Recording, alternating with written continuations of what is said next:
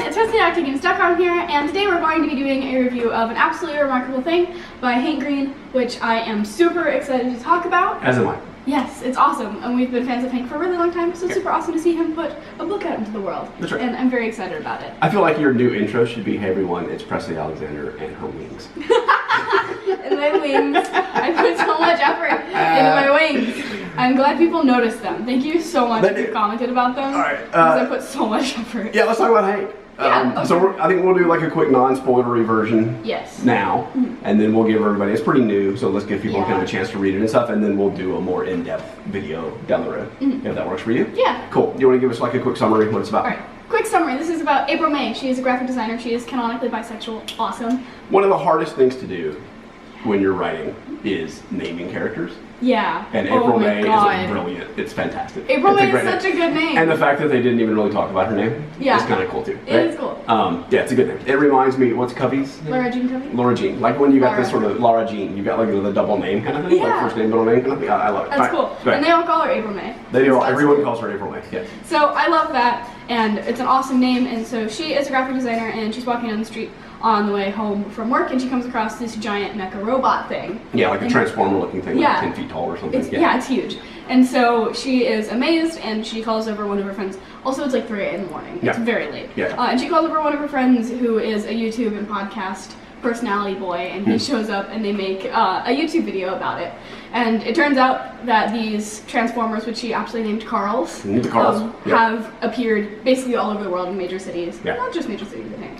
In cities all over the world. Yep. And so they're everywhere, and so there's this whole investigation into what the Carls are, how they showed up. There's some weird scientific stuff about them. There's some new characters who show up later who I really love. Yep. It's a whole wild journey, and April May, since she made the first video about them, becomes the spokesperson for these Carls. Yeah. Even though she still doesn't really know what's going on. But like she's dealing with the fame while she's dealing with the investigation and stuff. Like it's really interesting. Yeah. So those kinds of things, right? Yeah, that's the gist, right? It's phenomenal. Like it's so good. It's one of the books that's difficult to talk too much about without spoiling anything. In the because there's a lot that happens. But that's the gist of it, and I think it's brilliant. Yeah, for sure. Yeah, I really had it. I very much enjoyed listening. We both listened to it, by the way, with the audiobook. This book we bought is one of the signed copies, so it's kind of a bookshelf book. Yeah, don't touch it. We both listened to it, and it's a great audiobook. The performance is really good. I love the narrator. I thought she did a fantastic job. That was great. She's a really good narrator, and she fits April really well. Yeah. Well, one of the things I wanted to say at the high level was I was thinking that it's both unfortunate and inevitable that people are going to compare this to one of John's books, or to John's writing. And like it should stand on its own and sort of be its own thing, right? And after reading it and thinking about having a conversation about it, it actually kind of made sense to me, and I wanted to talk a little bit about how I compare Hank and John's writing style, because I think it's a good comparison. I think it's an interesting way to approach it, as much as I feel like it's unfortunate that that's just an inevitable way to think about Hank's writing. Yeah. But like this goes back to P4A several years ago. One of the perks that we bought was John and Hank's reading list. Yeah. Right? And so they each recommended, I think, 25 books that you read. I read all of the books on both lists, and Rosie's as well. And it clues in a lot to what's happening in the writing styles between them. I think it's interesting to look at the people that they recommend you read and how that impacted how they write. And so I was thinking, when you read a really great book, you have these like wow moments, right? Where you're like, oh, that was awesome, right? That was really cool. You like smile to yourself and kind of stop reading for a second. And there's a couple of ways that an author can give you one of those moments, I think. One of them is conceptually. So one of them, they can put a concept in front of you, and you form like a mental image, and you think about the concept that they're presenting, and you're like, oh, that's pretty cool, right? And I think John does that. And John does that really well. My examples, just from Turtles, are like the description he had of like doing the video chat, and how like you're lit by the light from my room, and I'm lit by the light from your room, and we're sort of sharing this light bouncing forward and creating this space. Super cool conceptually, like blew my mind. Nice. And the other was that like having a favorite star based on what was happening in your life when the light that you're looking at left that star. That's fantastic. Like conceptually, it's just awesome, right? Yeah.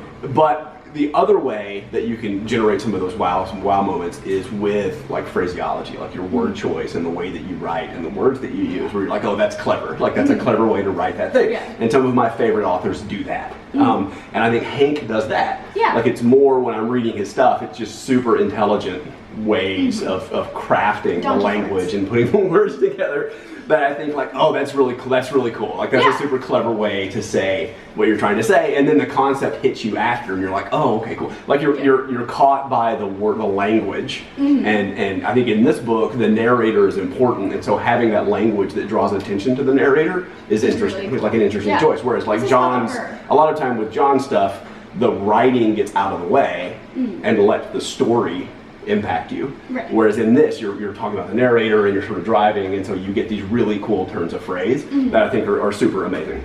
And when you look at Hank's reading list from P4A, you see people like John Scalzi, Patrick Rothfuss, Terry Pratchett. I think Princess Bride was on his reading list. Ursula Le Guin, like people I love their writing, and their writing is more of that style. Yeah. Like it's really like, oh, that's really clever. Like it's super intelligent stuff that the way you put the language together. And so I thought that was kind of insightful to me. Yeah. That it made a really good way to talk about the comparison between the two of them, because they both do that impactful writing where you when you're reading or listening, you stop and are like, okay, that was pretty cool. Yeah, that was pretty cool. But they do it in very different ways that I think fits their personalities and fits their reading list, and like I think it's a really interesting thing. That was one of the big things that jumped out at me. Yeah, just like the difference between their writing is so much the difference between their personalities. Right. It's like, in my opinion, John writes a lot of tragedies. Which is true. He writes a lot of tragedies, while Hank, this story does have a lot of really tragic moments in it. But it's also this like science-y, comic booky almost story. That's it's very comic book, and he had like manga on his, or graphic novels on his reading list as well, right? And so that influence comes across, I think. Right. Like it's a really strange word to use, but I think you'll appreciate it. It seems very colorful. Yeah. Like even though it's like in a synesthesia kind of way, right? Yeah. Like reading the book, it just, not that he's describing super colorful environments or anything like that. It feels colorful, like the language and the story and the way that it's written feels very colorful, like a graphic novel. For sure. I agree. Also, it's like so good. I really enjoy April as a character, and she has a lot of these moments where. So this is sort of written in an autobiographical, is that what I'm saying? An autobiographical form, where it's April telling the story about what happened. There's a lot of what happened, which is fun to see, but also really worrying. Yeah, one of the things I talked about in one of John's books too, like setting an event in the future and building towards it. And so she keeps mentioning like, oh, well, you know what happened on this date. Yeah. And I promise we're getting there. And you have no idea what happened on that date. But it's really cool to set this like infamous date that you're like plotting towards, and like you're treated as if you know what happened, because it's reflecting on this story that has already ended. Yeah. And so it's a very cool thing to treat you like you have information you don't have. Yeah, and like sometimes it'll be like one of the slower chapters, and then it's like, and now it's this date and this, and you know what happens. Right. I'm like, I woke up this morning and you know what's about to happen, but let me tell you the backstory. Fear. Like, what? Yeah, right. It's really awesome how he does that. Yeah. The other April May thing that I really loved, and you and I talked about this a little bit, was I think it was really interesting to have like a relatively dysfunctional lesbian relationship. Yeah, like an ex, and like it's funny. I was talking about it as like a weird sign of progress. Yeah, it's a really weird sign of progress. Like you have these dysfunctional LGBT relationships in these books, and you don't have to treat them all as like these beautiful, like if society would only accept us, we would have had this beautiful love story, which is the way a lot of things have been written for good reason. But to show that things have progressed to a certain level, being able to write about this relationship in a super authentic way. It just felt like a super authentic relationship. Like it wasn't a storybook kind of romance relationship. And to do that with LGBT characters is frankly something I don't see a ton of. Yes, and I think I'm not bi, but from people who I trust who are bi and have read this book, and from my perspective as an LGBT plus person, her experience as being bi are super realistic and authentic, which is awesome to see that like she is a flawed LGBT plus woman, which is so rare to see. Right. Either you see a woman, an LGBT plus man, and very rarely do those people have flaws because they're afraid they're going to get flagged. Yeah, they would offend people. I'm sure Hank talked to a lot of people. Oh, he has sure. a great community of people to lean on to be able to do these kinds of things. Yeah, you could just talk to the VidCon crew and be well represented. Yeah, for sure. But it's an awesome book, and the characters really stand out. And characters are what I focus on books. I could not care less about plots most of the time, although the plot for this book is really fascinating, and I really love it. The characters are so real, and their interactions are so real, and it's really interesting because there's a problem when you're writing and you have all these complex characters who have all these things that you've planned out, and your main character's not going to know all of this stuff upon meeting this person, and it's not going to come up in conversation, and Hank does that really well, where, like, especially because she's telling the story and she knows these things about these people now, she can bring them up. Giving you another, and it gives you another layer onto that character, even though the main character doesn't know it yet. And like, that's always hard to do. It's so hard to do, and he does it so well. He does it so well, I didn't even notice it. Yeah, it didn't even like jump out at me. No, that there was like exposition that didn't make sense, because usually that bugs me. Yeah. It's a thing I don't like, and so I didn't even notice it in the book, and I also did not notice its absence. Yeah, because like sometimes there'll be interactions where it's be like, I was talking to him and he said this, and now I know that he meant this. And like that's cool to see because it makes your character still be realistic because you don't know the subject. Yeah, kudos. Well done. That was awesome. It's awesome. As well as, do you want to go? No, please. Okay. April's talking about like social media and using it is comes from such a natural and real place. Yeah, Hank knows that, right? Yeah. And he does it really well. No, so that was one of the things I was going to say is that, and this touches on exactly what you were saying too, the bigger point, is that for me, the best science fiction and the best horror, actually, are social commentary. Oh, absolutely. Like, it's about how people deal with the things that are happening. The technology or the zombie movies are all like about, what the Red Scare, right? Yeah, right. That's why Last of Us is such a brilliant video game, is because you start out terrified of these zombies, and then by halfway through the game, you're scared of running into humans, right? Yeah. But like that kind of commentary, how people deal with things. So like these multi-generational spacecraft books that I love, it's about the society that they create and how, like, it doesn't really matter the technology of the spacecraft or like what's happening from a science perspective. It matters what's happening to that community of people. And so, like I said, horror does the same thing. Sci-fi does the great thing when it's done the best to me, and that's absolutely what Hank did, right? It's about how people deal with the Carls. It's not about the Carls and what they are and what the technology is, and like there is science and stuff that comes into it, but it's about how the human race deals with this thing.